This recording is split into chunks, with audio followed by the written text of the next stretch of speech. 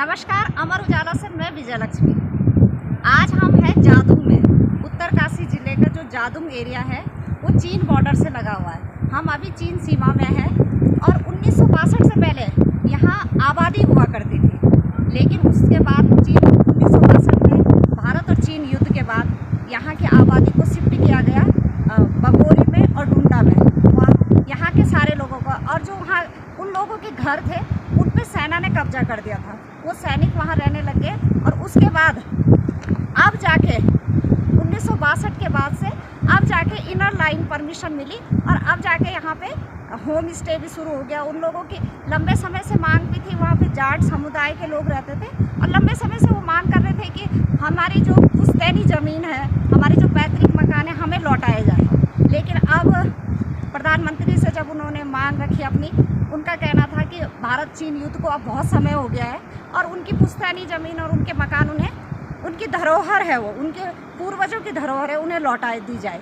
तो वो लौटा दी जा रही है और अब भारत सरकार ने फिर पहल की और धीरे धीरे अब होम स्टे बनने शुरू हो गए।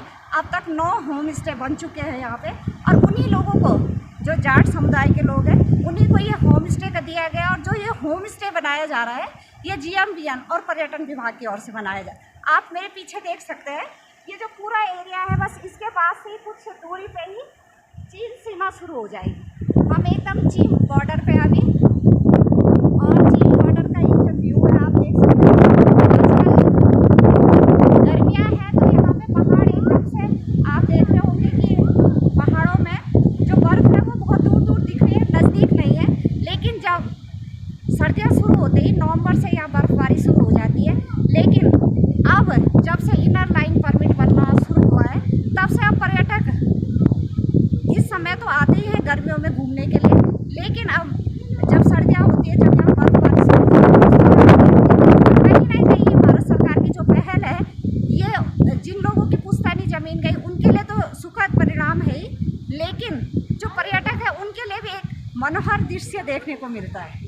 जादूंग वैली में हमारे साथ कुछ पर्यटक भी जुड़े हैं और अब उनसे पूछते हैं कि उनके यहाँ के अनुभव कैसे हैं। आप सर कहाँ से आए हैं? कानपुर से आए हैं। आपका नाम? मेरा नाम तो आपको यहाँ के बारे में कैसे पता चला, ये जादूंग वैली के बारे में? हमारा प्रोग्राम था जो और उसके आसपास की ट्रैवल डेस्टिनेशन को सर्च कर रहे थे, कुछ वीडियोस देखे, कुछ ट्रैवल ब्लॉगर जो होते हैं, फिर पता लगा नलाउंग के बारे में पता किया, प्रोग्राम का पता लगा। फिर इसका प्रोसेस हमने पता किया कि भाई पहले तो ये खुला हुआ नहीं था, लोग नहीं आ पाते थे और हिस्टोरिकल प्लेस है। फिर परमिट वगैरह का पता किया, वो परमिट हमने करवाया और आज यहाँ पे आए। अब एक और हमारे साथ और टूरिस्ट, वैसे तो बहुत सारे हैं लेकिन हम कुछ लोगों से ही बात कर पाएंगे। आप लोग साथ में ही आए होंगे सारे लोग? जी, आपसे पूछते हैं, आप सर कहाँ से आए हैं? मैं उन्नाव से आया हूँ। आप यहाँ आए, पहले भी कभी आए कि पहली बार आए?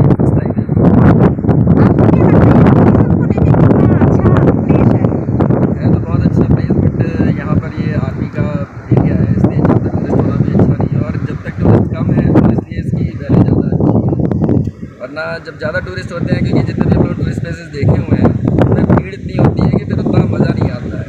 तो इसलिए ये लोनली प्लेस है, इसलिए ज़्यादा अच्छा लगता है। हाँ, आपको ये लगता है कि कम लोगों के लिए ही खुलना चाहिए? जी, कम लोगों के लिए लिमिटेड खुलना चाहिए, वो ज़्यादा बेटर है।